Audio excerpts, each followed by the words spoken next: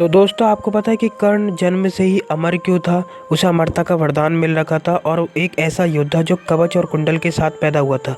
सवाल ये नहीं है, सवाल ये है कि आखिर कर्ण का ही जन्म कवच और कुंडल के साथ क्यों हुआ था और ऐसा क्या रहस्य था कर्ण और अर्जुन के बीच जिसका बदला अर्जुन ने द्वापर युग में लिया था कर्ण को उसको मारकर।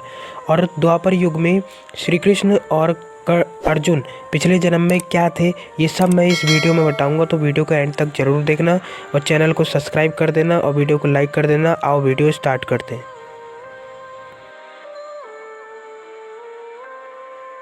तो दोस्तों एक टाइम पे एक राक्षस था जिसका नाम था दंबोदर।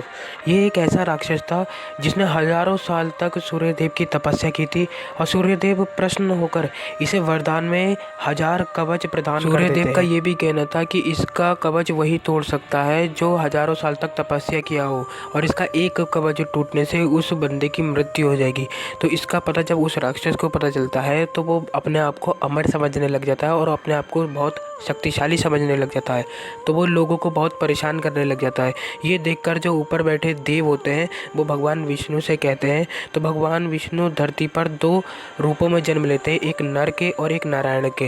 ये 2 जिस्म और एक जान होती है।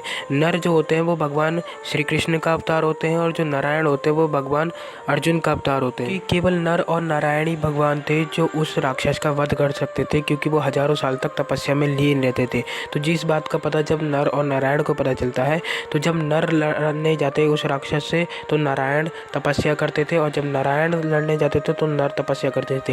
तो इस तरह उन्होंने 999 कवच उस राक्षस के तोड़ दिए थे। जब एक कवच उस राक्षस का रह जाता है तो वो भाग कर भगवान सूर्यदेव के पास चले जाता है और भगवान सूर्यदेव उसे अपनी शरण में ले लेते हैं, उसे छिपा देते हैं।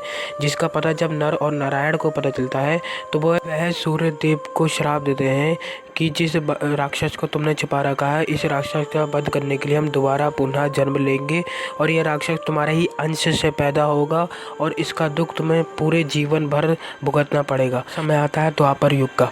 फिर नर और नारायण द्वारा बताए गए सूर्य के अंश से एक बच्चे का जन्म होता है जिसको बोला जाता है दानवीर गण, और जो कवच और कुंडल के साथ पैदा होता है। ये वही कवच और कुंडल होता है जो एक राक्षस के पास रह गया था।